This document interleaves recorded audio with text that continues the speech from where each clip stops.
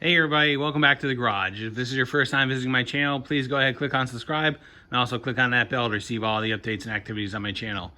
Alright, so this is a long overdue update. I just looked, and the last time I posted a video on anything was back in July.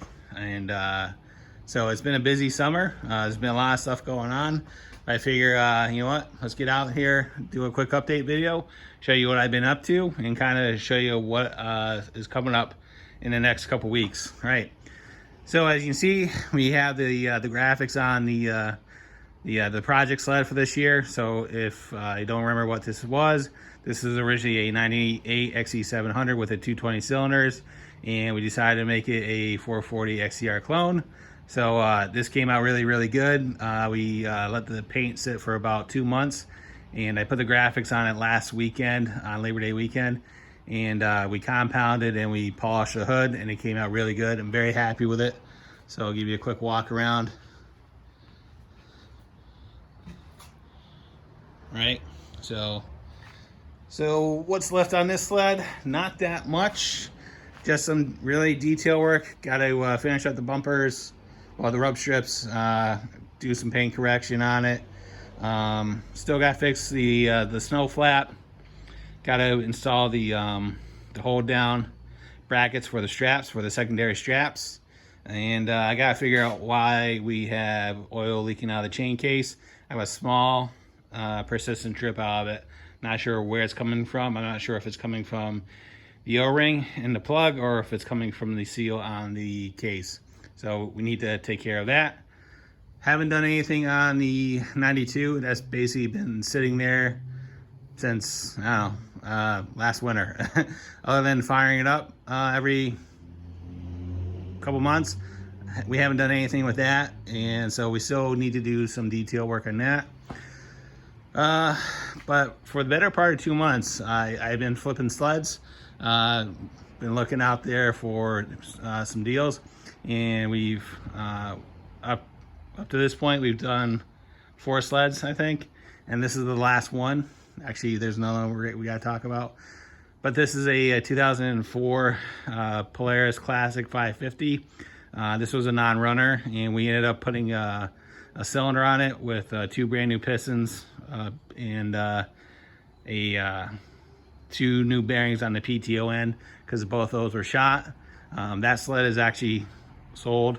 The person that bought another sled that we flipped is actually coming back for this one, hopefully on Sunday, and hopefully that'll be out of here. That sled has about 5,000 miles on it, has electric start on it, has reverse, and the thing has no damage on it. It's in really good shape. We'll do a quick walk around on that one too. So if you look at the hardware, all the hardware in the front end is in still pretty good shape, right? No tears or rips on the seat, no broken plastic.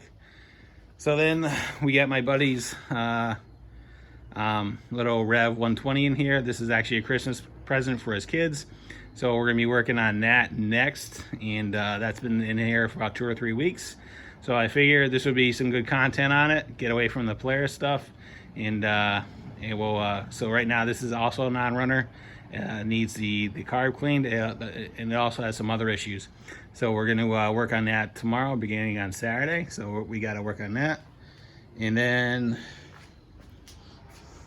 we also have a 800 CFI engine that we've been working on. Can't really talk too much about that because that project is still in the works. The only thing I can tell you is it's not my sled, and that's all I can really say about it.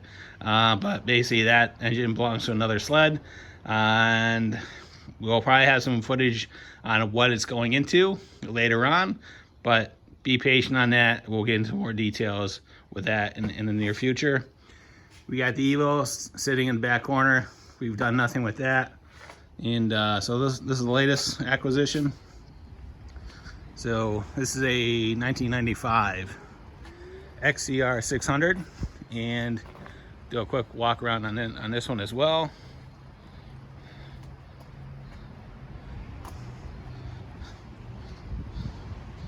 This sled does have reverse, and as you can see, the seat's in pretty good shape. So it has the XE101 suspension in it that was originally out in the 91 XE440, and then it was really released in 92 XER. So this is before the extra 10 in the back and in the front. So it's got 8 inches in the front and 8 inches in the rear. So like I said, this is a 95 XER. I bought it from the second owner, and the second owner never rode it. He actually bought it from the original owner, and the original owner went out there to ride it one day. It wouldn't start, so he sold it. This sled, believe it or not, has 700 miles on it. Let's see if we can get you in there.